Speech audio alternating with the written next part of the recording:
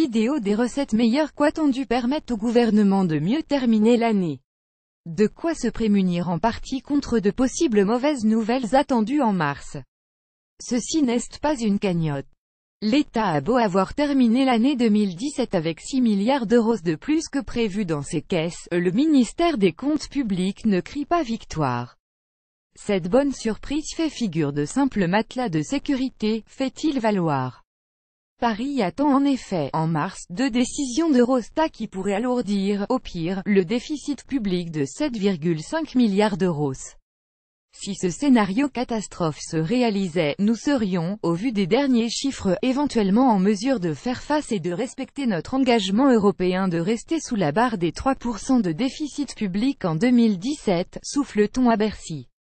Officiellement, le gouvernement vise à ce jour un déficit de 2,9% du PIB.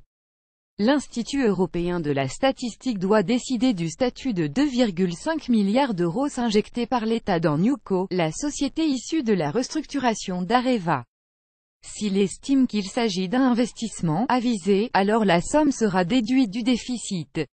Sinon, il viendra plomber les comptes. La deuxième décision d'Eurostat pourrait peser plus de 2 fois plus lourd que le dossier Areva. Les statisticiens doivent établir si les 10 milliards d'euros que l'État doit rembourser aux entreprises, après la censure de la taxe à 3% sur les dividendes par le Conseil constitutionnel à l'automne, doivent peser sur la seule année 2017 ou si ce fardeau peut être partagé à égalité, comme le souhaite Paris, entre 2017 et 2018. La plus grande incertitude pèse sur ce dernier sujet. Eurostat ne donnera probablement sa réponse qu'en mars. Une date à laquelle Paris ne pourra évidemment plus rien faire pour redresser les comptes 2017, ceci étant clos. Or, dépasser la barre de 3% du déficit en 2017 repousserait d'un an la sortie de la France de la procédure européenne dite de « déficit excessif ». À ce jour, elle est la seule à y être soumise, avec l'Espagne. Y demeurer un an de plus remettrait en cause la politique budgétaire et fiscale d'Emmanuel Macron.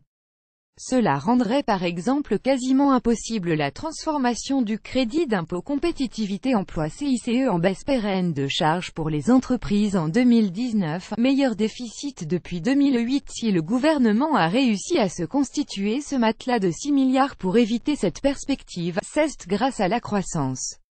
Cette dernière devrait se situer entre 1,9% et 2%, alors que Bercy anticipait prudemment jusqu'à présent un petit 1,7%.